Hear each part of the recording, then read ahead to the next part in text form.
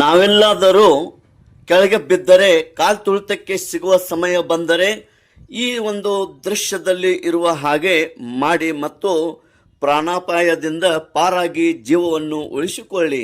ತಾವೆಲ್ಲರೂ ನೋಡಿ ಮತ್ತು ಬೇರೆಯವರಿಗೆ ಕೂಡ ಈ ನ್ಯೂಸನ್ನು ಶೇರ್ ಮಾಡಿ. ತೇಜ್ ಪ್ರಭು ನ್ಯೂಸ್. ಪಾಠ ಎಲ್ಲ ಕವರ್ ಆಗೋ ತರ ನಾವು ಈ ರೀತಿ ಕೆಳಗೆ ಬೀಳ್ಬಹುದು. ಯಾವಾಗ ನಾವು ಈ ರೀತಿ ಇರ್ತೀವಿ, ಈ ಗ್ಯಾಪ್ ಅಲ್ಲಿ ನಾವು ಆರಾಮಾಗಿ ಉಸಿರಾಡಬಹುದು. ನಮ್ಮ ಎದೆ ಸೇಫ್ ಆಗಿರುತ್ತೆ, ಪ್ರೈವೇಟ್ ಪಾರ್ಟ್ ಸೇಫ್ ಆಗಿರುತ್ತೆ. ಯಾರೋ ನಮ್ಮ ಮೇಲೆ ಬಂದ್ ಬಿದ್ರು ನಾವು ಯಾವುದೇ ಕಾರಣಕ್ಕೆ ನಮಗೆ ತಲೆಗೆ, ಎದೆ ಭಾಗಕ್ಕೆ ಮತ್ತು ನಮ್ಮ ಪ್ರೈವೇಟ್ ಪಾರ್ಟ್ಗೆ ಪೆಟ್ ಹತ್ತಲ್ಲ. ಆವಾಗ ನಾವು ಸೇಫ್ ಆಗಿ ಏನೋ ಒಂದ್ 2 ನಿಮಿಷ ಎಲ್ಲರೂ ಬಂದ್ ಮೇಲೆ ಬಿದ್ರು ನಮ್ಗೆ ಉಸಿರಾಡಕ್ ಜಾಗ ಇರುತ್ತೆ. ಆಮೇಲೆ ನಾವು ಸೇಫ್ ಆಗಿ ಎದ್ದೇಳಬಹುದು.